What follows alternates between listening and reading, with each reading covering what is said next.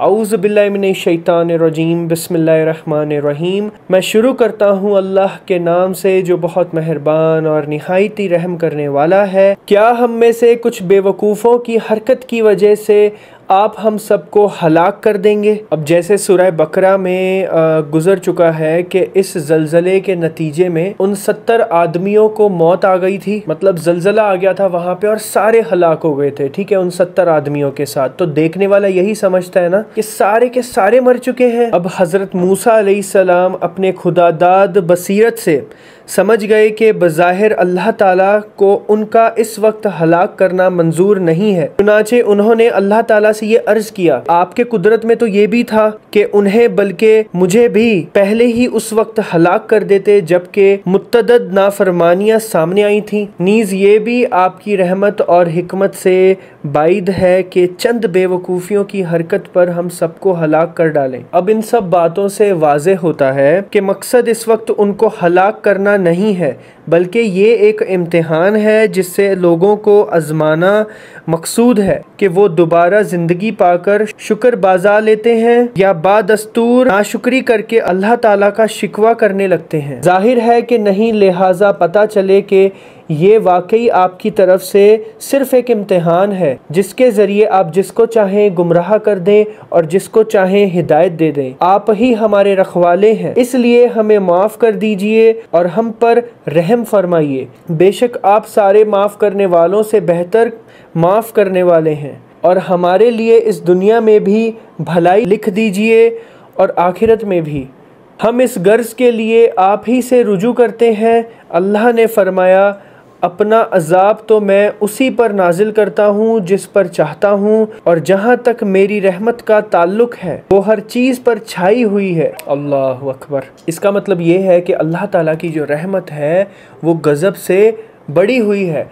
अल्लाह ताला के गुस्से से, गज़ब से ज़्यादा इम्पॉर्टेंट जो है अल्लाह ताला के लिए उनकी रहमत है। अल्लाह फरमाते हैं कि दुनिया में हर नाफरमान को मैं दुनिया में अजाब नहीं देता, लेकिन जिसको चाहता हूँ उसको देता हूँ। आखिरत में भी हर गुनहगार को हर गुनाह का अजाब नहीं देने वाले अल्लाह ताला, बट जिसको चाहेंगे मुआफ़ कर देंगे और जिसको चाहेंगे अजाब दे देंगे। अलबत्ता जिन लोगों की सरकशी कुफ्र शिर्क की सूरत में हद से बढ़ जाती है उनको अपनी मसीहत और हिकमत के तहत अजाब देता हूँ, अल्लाह ताला कहते हैं ये। चुनाचे मैं ये रहमत मुकम्मल तौर पर उन लोगों के लिए लिखूँगा जो तकवा इख्तियार करें और ज़कात अदा करें और जो हमारी आयतों पर ईमान रखें। अल्लाह अकबर। अब हज़रत मूसा अलैहिस्सलाम ने अपनी उम्मत के लिए जो दुआ मांगी थी कि दुनिया और आखिरत दोनों में उनको भलाई नसीब हो, ये उसका जवाब है। और मतलब ये है कि दुनिया में तो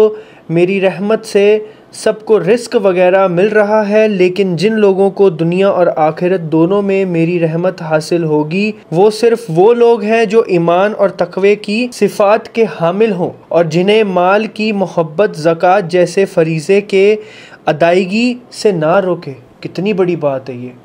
अल्लाह ताला कहते हैं दुनिया और आखिरत में सिर्फ उन लोगों को अल्लाह ताला अपनी रहमत से नवाजेंगे, दुनिया और आखिरत दोनों में उनको देंगे। सिर्फ उन लोगों को जो लोग ईमान रखते हैं, तक़वा रखते हैं, अपने कमाए हुए माल से लोगों को ज़कात देते हैं, खर्च करते हैं अपने माल से। बहुत बड़ी बात है। आज के लोग आप देख लीजिए, ज़कात में भी वो बहुत कंजूसी कर कर के देते हैं, हालांकि उनके पास बहुत माल पड़ा हुआ है, फिर भी। अल्लाह अकबर। तो अल्लाह ताला फरमाते हैं, चुनाचे ए मूसा आपकी उम्मत के जो लोग इन सफ़ात के हामिल होंगे उनको ज़रूर मेरी ये रहमत पहुँचेगी कि दुनिया और आखिरत दोनों में उन्हें भलाई नसीब हो। अल्लाह अकबर। जो हामिल होंगे वही जो इस रसूल यानी नबी उम्मी के पीछे चलें जिसका जिक्र वो अपने पास तौरात और इंजील में लिखा हुआ पाएंगे, जो उन्हें अच्छी बातों का हुक्म देंगे, बुराइयों से रोकेंगे और उनके लिए पाकीज़ा चीज़ों को हलाल और गंदी चीज़ों को हराम करार देगा।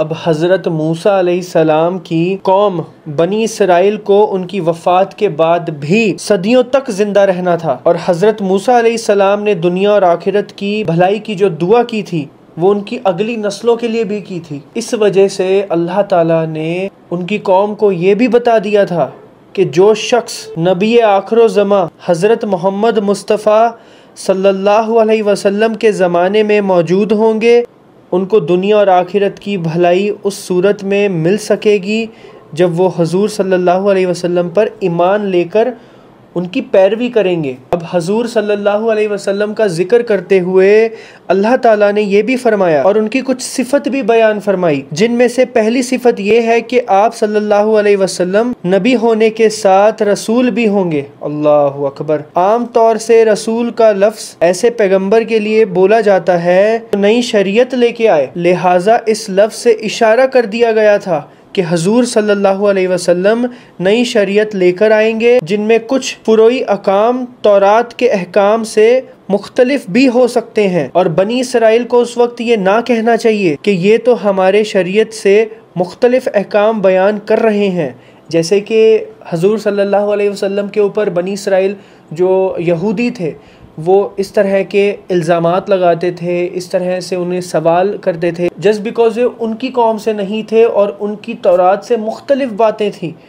वो ऑलरेडी चीज़ें जो थीं वो अल्लाह ताला ने उनकी तौरात में ऑलरेडी उनको बताई हुई थी, तब भी वो लोग रसूल पाक सल्लल्लाहु अलैहि वसल्लम पे ईमान नहीं लेके आ रहे थे। अब हुज़ूर सल्लल्लाहु अलैहि वसल्लम की जो दूसरी सिफ़ात अल्लाह ताला ने उनको बताई थी, आप सल्लल्लाहु अलैहि वसल्लम उम्मी होंगे, उन्हें लिखना पढ़ना नहीं आता होगा। आम तौर पर जो बनी इसराइल यहूदी थे जो वो उम्मी नहीं थे, वो पढ़े लिखे लोग थे और आम तौर पर जो अरबी होते थे उनको उम्मी कहा जाता था। अब ये जो दूसरी सिफ़ात अल्लाह ताला ने तौरात में बयान की थी कि वो उम्मी होंगे, ये वाज़े कर देती है और इससे इशारा भी मिलता है कि वो बनी इसराइल के बजाय अरबों की नस्ल से माबूस होंगे। आप सल्लल्लाहु अलैहि वसल्लम की तीसरी सिफ़ात ये बयान फरमाई गई है कि आप सल्लल्लाहु अलैहि वसल्लम ज़िक्र मुबारक तौरात और इंजील दोनों में मौजूद होगा। अल्लाहु अकबर। और ज़िक्र मुबारक उनका तौरात और इंजील दोनों में मौजूद है। अल्लाहु अकबर। इवन हिंदुइज़्म की किताबों में भी मौजूद है माशाअल्लाह तबारकल्लाह। तो ये तीन सिफ़तें थी माशाअल्लाह से हुज़ूर सल्लल्लाहु अलैहि वसल्लम की जो तौरात में बताई गई थी। अल्लाह ताला ने पहले से बनी इसराइल को रसूलुल्लाह सल्लल्लाहु अलैहि वसल्लम की जो सिफ़त है उनके बारे में बता दिया था, लेकिन वो इतने हठधर्मी थे कि उन्होंने फिर भी ईमान नहीं लाया और उन पर से वो बोझ और गले के वो तौक उतार देगा जो उन पर लदे हुए थे। अब ये जो आयत है वो उन पर से वो बोझ और गले के वो तौक उतार देगा कि वो जो सख्त अहकाम थे जो बनी इसराइल के ऊपर जो तौरात की शक्ल में थे, जो उनकी गलतियों की वजह से थे। हमने पीछे जो पढ़ा है आपने देखा होगा कि वो इतने हठधर्मी थे और अल्लाह ताला से सवाल पे सवाल करते थे और इस वजह से उनके ऊपर बहुत सी रिस्ट्रिक्शंस अल्लाह ताला की तरफ से लगी हुई थी। तो वो जितनी भी रिस्ट्रिक्शंस थी वो रसूल पाक सल्लल्लाहु अलैहि वसल्लम उनसे निकाल देंगे। जो उस वक्त उनके ऊपर जो हराम थी जो चीज़ें, तो वो भी हलाल हो जाएंगी जो सही चीज़ें थी। अब बाज़ अहकाम उनकी नाफरमानियों की सज़ा के तौर पर नाफिज किए गए थे, ठीक है, जिसका ज़िक्र सूरह निसा में ऑलरेडी गुज़र चुका है, हमने ऑलरेडी पढ़ा, जिसका ज़िक्र सूरह निसा में गुज़रा है और बहुत से अहकाम यहूदी उलमा ने अपने तरफ से गढ़ लिए थे। चुनाचे जो लोग उन नबी पर ईमान लाएंगे, उसकी ताज़ीम करेंगे, उसकी मदद करेंगे, उसके साथ जो नूर उतारा गया है उसके पीछे चलेंगे, तो वो लोग फला पाने वाले होंगे। ए रसूल उनसे कहो कि ए लोगों, मैं तुम सब की तरफ उस अल्लाह का भेजा हुआ रसूल हूँ जिसके कब्ज़े में तमाम आसमानों और ज़मीन की सल्तनत है। अब तुम अल्लाह पर और उसके रसूल पर ईमान ले आओ जो नबी उम्मी है और जो अल्लाह पर और उसके कलमात पर ईमान रखता है और उसकी पैरवी करो ताकि तुम्हें हिदायत हासिल हो। अल्लाहु अकबर। और मूसा की कौम में एक जमात ऐसी भी है जो लोगों को हक़ का रास्ता दिखाती है और उसी हक़ के मुताबिक इंसाफ से काम लेती है। अब यहूदियों को हज़रत मोहम्मद सल्लल्लाहु अलैहि वसल्लम पर ईमान लाने की जो दावत दी गई है उससे पहले उनकी बहुत सी बदगुमानियों बयान की गई हैं, ठीक है। उससे पहले उनकी बहुत सारी जो बदगुमानियाँ जो वो अल्लाह ताला की बात नहीं मानते थे, वो सारी की सारी चीज़ें यहाँ पे बयान की गई हैं। उससे ये शोभा हो सकता है कि सारे बनी इसराइल जितने भी यहूदी हैं सारे के सारे एक जैसे थे, वो सारे के सारे बदगुमान थे, वो सारे के सारे अल्लाह ताला और उनके रसूल मूसा अलैहिस्सलाम पर ईमान नहीं लाए थे, और वो लोग हठधर्मी थे। इस तरह का सबको इस तरह का फ़ील होता है आज की डेट में भी, जब हम यहूदियों को मुखातिब करते हैं तो हम सारे यहूदियों को मुखातिब करते हैं और सारे यहूदियों पर लानत भेजते हैं। जैसे कि जो भी आज गज़ा में हो रहा है उसकी वजह से, तो चाहे वो नेतन्याहू कर रहा है, राइट, उनका प्राइम मिनिस्टर कर रहा है, लेकिन हम उनकी आवाम को भी गलत बोलते हैं, हम सबको गलत ही बोलते हैं। बट मेरा हमेशा से ये मानना है कि अगर कोई एक इंसान गलती कर रहा है तो उसका मतलब ये नहीं है कि सारे गलत हो सकते हैं, पूरी आवाम ही गलत है और पूरे लोग ही गलत हैं। जिस तरह से हिंदुस्तान में भी आप देखोगे कि अगर एक मुसलमान कोई गलती करता है तो सारे मुसलमानों को उसकी वजह से गाली निकाली जाती है कि मुसलमान तो होते ही ऐसे हैं।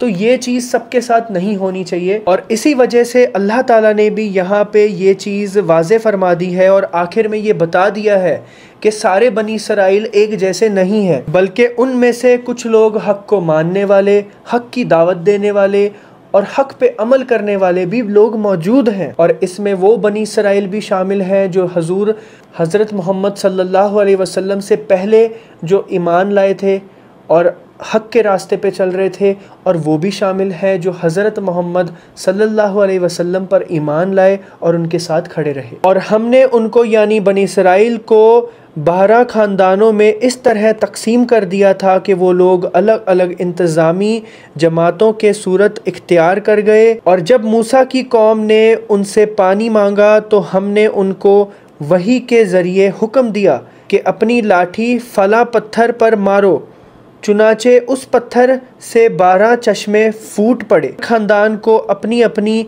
पानी की जगह मालूम हो गई, और हमने उनको बादल का साया दिया और हमने उन पर मानो सलवा ये कहकर उतारा कि खाओ वो पाकीज़ा रिस्क जो हमने तुम्हें दिया है। और इसके बावजूद उन्होंने नाशुक्री की, उन्होंने हमारा कोई नुकसान नहीं किया, बल्कि वो खुद अपनी जानों पर जुल्म करते रहे। और वो वक्त याद करो जब उनसे कहा गया था कि इस बस्ती में जाकर बस जाओ और उसमें जहाँ से चाहो खाओ, और ये कहते जाना या अल्लाह हम आपकी बख्शीश के तलबगार हैं, और बस्ती के दरवाज़े में झुके हुए सरों के साथ दाखिल होना, तो हमने तुम्हारी खताएं माफ़ कर दी और नेकी करने वालों को ज़्यादा सवाब भी होगा। कि जो बात उनसे कही गई थी उनमें से जालिम लोगों ने उसे बदल कर दूसरी बात बना ली। तब हमने उनकी मुसलसल ज़्यादतियों की वजह से उन पर आसमान से अजाब भेजा। और इनसे उस बस्ती के बारे में पूछो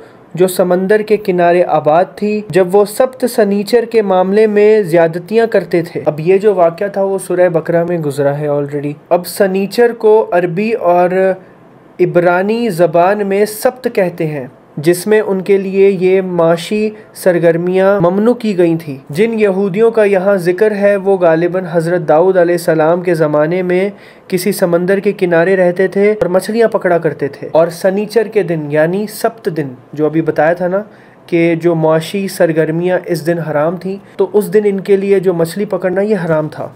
अब शुरू में तो उन्होंने कुछ जुगाड़ करके इस हुक्म की नाफरमानी करना चाहिए, और धीरे धीरे जब उनको लगा कि यार अब तो कुछ हो नहीं रहा है, अब तो हम ये जो नाफरमानी कर रहे हैं इसका तो हमें कोई अजाब या फिर पनिशमेंट तो अल्लाह ताला की तरफ से नहीं आ रही, तो कोई मसला नहीं है, हम और करते हैं। तो फिर खुल्लम खुल्ला बेशर्मों के जैसे उन्होंने इस हुक्म की नाफरमानी करनी स्टार्ट कर दी। अब शुरू में तो कुछ नेक लोगों ने उनको समझाया कि भाई ऐसा मत करो, अल्लाह ताला का ये हुक्म है, लेकिन उन्होंने नहीं माना, वो करते रहे इस तरह की नाफरमानियाँ। तो अल्लाह ताला ने उन पे एक अजाब नाजिल किया, इसकी वजह से उनकी शक्लें मस्ख करके उन्हें बंदर बना दिया गया। जब उनके समंदर की मछलियाँ सनीचर के दिन उछल उछल कर सामने आती थीं, और जब वो सनीचर का दिन ना मना रहे होते वो सामने नहीं आती थीं। इस तरह उनकी मुसलसल नाफरमानियों की वजह से हम उन्हें आजमाते थे। अल्लाहु अकबर।